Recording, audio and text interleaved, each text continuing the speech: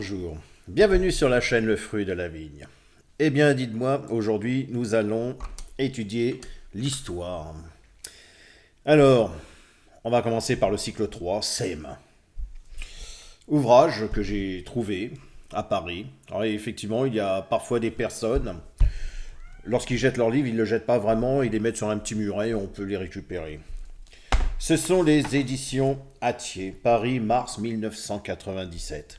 Je me suis dit, tiens Luc, tu vas pouvoir, parce que je m'intéresse à tous ces petits ouvrages, tu vas pouvoir savoir ce qu'il se dit à tes jeunes aujourd'hui, parce que les livres d'histoire sont dans une évolution.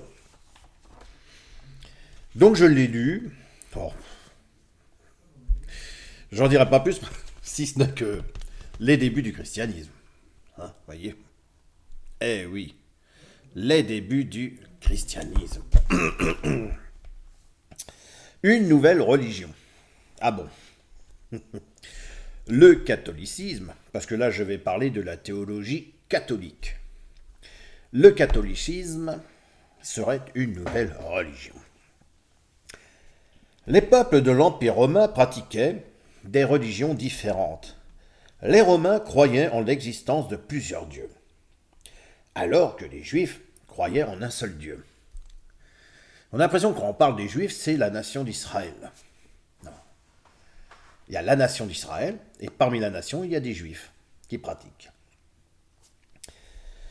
Au 1er siècle de notre ère, un homme de Palestine, appelé Jésus de Nazareth, annonça qu'il était le Messie, l'envoyé de Dieu, et prêcha une nouvelle religion qui prônait la fraternité entre les hommes. Il prônait une nouvelle religion. Mais vous savez qu'on a entendu ça? C'est incroyable d'entendre ça, puisque le Christ n'est pas là pour faire et amener une nouvelle religion. Le Christ fait donc surtout apparaître pleinement la liberté de la foi juive, comme réponse à Dieu qui se révèle. Jésus ne vient pas annoncer une nouvelle religion, il vient accomplir ce qui était noté dans le judaïsme. Et là, on nous parle d'une nouvelle religion. Effectivement, les Romains, l'Empire romain, lorsqu'il s'est installé à Jérusalem, acceptait qu'il existe les anciennes religions, donc le judaïsme. Et il y avait plusieurs influences. Il y avait les Sadducéens, les pharisiens, les Sicotes, les Sicaires, les Zélotes, pardon, les Sicaires, les scribes, tout. Paul il a dû essayer de convaincre que Jésus était l'accomplissement de la loi qui était celui qui était attendu, c'est-à-dire Yeshua, le Messia. Mais Jésus a été refusé. Parce que ces hauts fonctionnaires, bien sûr, ces hauts fonctionnaires, malheureusement, ils voulaient garder leur autorité sur le peuple. D'accord? Donc, effectivement, il a été mis à mort sur la croix.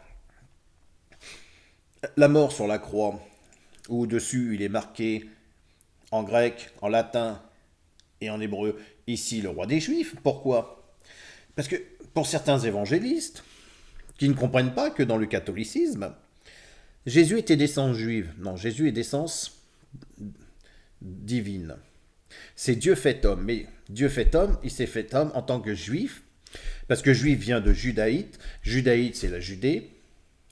Donc c'est la ville de Judée, les Judéens.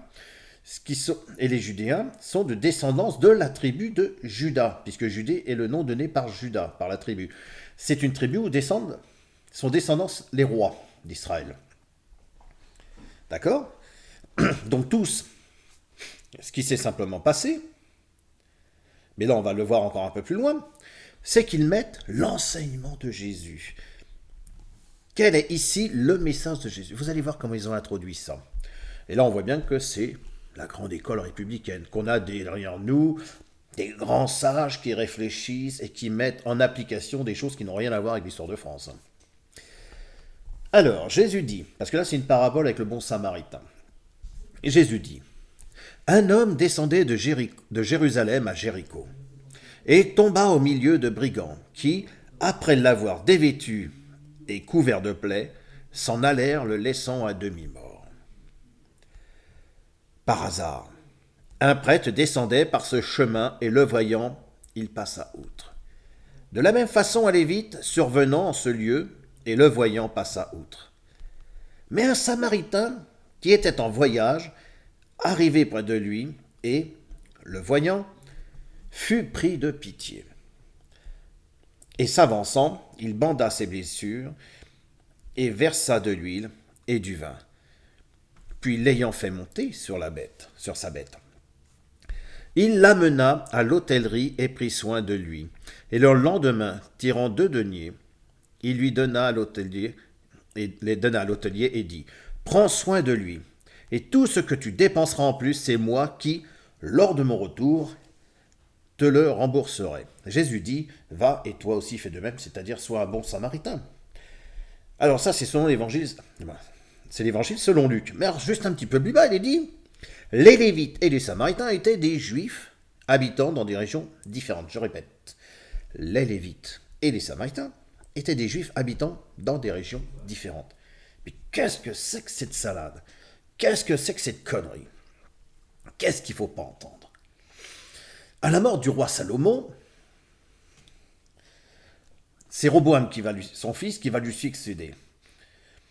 Roboam devient roi de la nation d'Israël, mais il ne va pas vouloir baisser les impôts.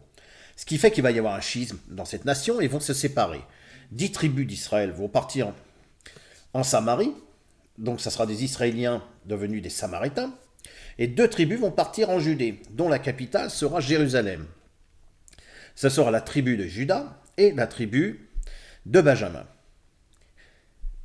On voit bien qu'à ce moment-là, il y a une séparation, un schisme. Alors c'est vrai que c'est la même nation, mais séparée.